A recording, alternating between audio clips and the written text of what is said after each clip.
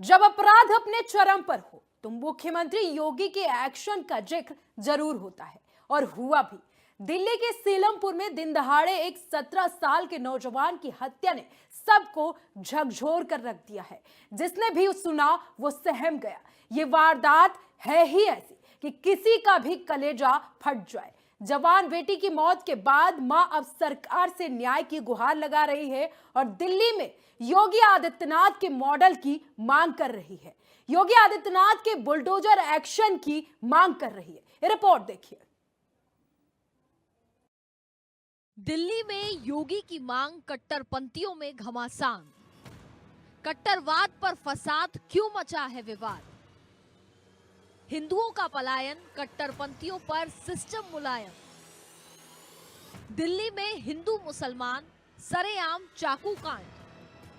क्या देश की राजधानी दिल्ली में योगी मॉडल की जरूरत आन पड़ी है? क्या देश की राजधानी में कट्टरवाद के खात्मे के लिए योगी के बुलडोजर की जरूरत है? क्या देश की राजधानी में कट्टरपंथी आउट ऑफ कंट्रोल हो चुके हैं? ये वो सवाल है जो आज लगातार पूछे जा रहे हैं और ये सवाल पूछे जाना इसलिए भी लाजमी हो जाता है क्योंकि दिल्ली में एक मासूम का खुलेआम कत्लेआम कर दिया जाता है। वजह है कट्टरवाद। रोती बिलखती माँ जो अपने बेटे के लिए सिस्टम और सरकार से गुहार लगा रही है, लेकिन सिस्टम तो मानो मर चुका है और सरकार है कि सुनने का नाम नहीं ले रही है। दरअसल देश की राजधानी दिल्ली के सीलमपुर इलाके में 17 साल के लड़के की चाकू घोंपकर हत्या कर दी जाती है। वारदात के बाद सीलमपुर में बवाल है। घटना के बाद गहन जांच के लिए क्राइम टीम को मौके पर भेजा गया। सीलमपुर थाने में मामला दर्ज कर लिया गया है। पुलिस ने हमलावरों की पहचान करने और उन्हें पकड़ने के लिए कई टीमें तैनात की हैं। मैं मौजूद हूँ अभी दिल्ली के सीलमपुर इलाके में और यही वो जगह है जहां पर 17 वर्षीय एक नाबालिग की चाकुओं से गोद करके हत्या कर दी गई। उसके बाद जो स्थानीय लोग हैं उनका लगातार जो है यहाँ पे प्रोटेस्ट चल रहा है। आप देख सकते हैं इधर जो भीड़ आपको दिखाई दे रहे हैं, हाथों में पैम्पलेट लिए हुए हैं, लगातार मांग कर रहे हैं कि जो मृतक है उनको इंसाफ दिया जाए और लगातार जो है इस तरीके की मांग चल रही है। आंटी जी, क्या लिखा है आपने? यह मकान बिकाऊ है, मदद करो मोदी जी, बांग्लादेश मत बनने दो। क्या क्या मांग है आप लोग की? हमको मांगे इंसाफ। ये लेके 7 मौत हो गई, 7 कांड। पुलिस ने हमारी कोई मदद नहीं करी है। अब हम रेखा गुप्ता से मदद मांगे, देखे वो क्या करते हैं।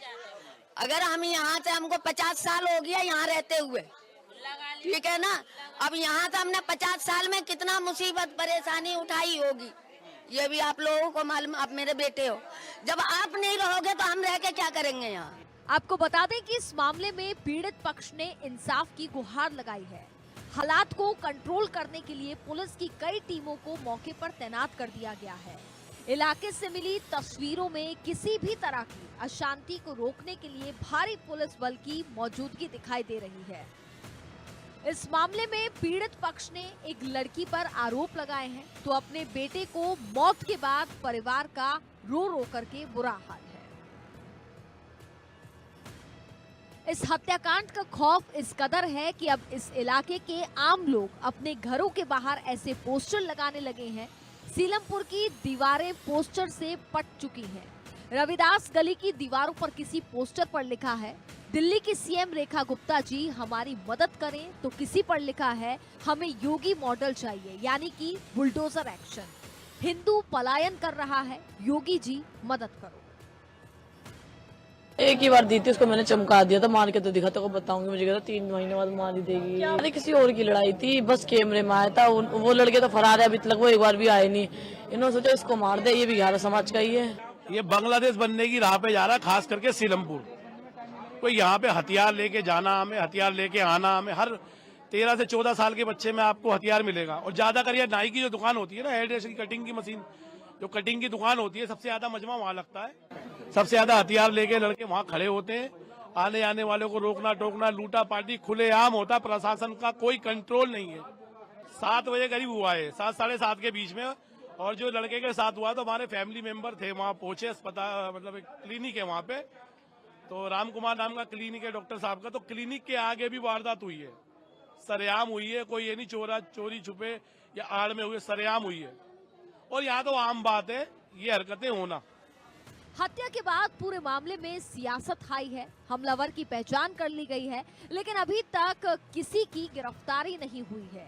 टीमों का गठन कर दिया गया है, तो वहीं दूसरी तरफ अब इस इलाके के लोग अपने हाथ में पलायन के पोस्टर लेकर प्रदर्शन कर रहे हैं। Bureau report, India news, Uttar Pradesh, Uttarakhand.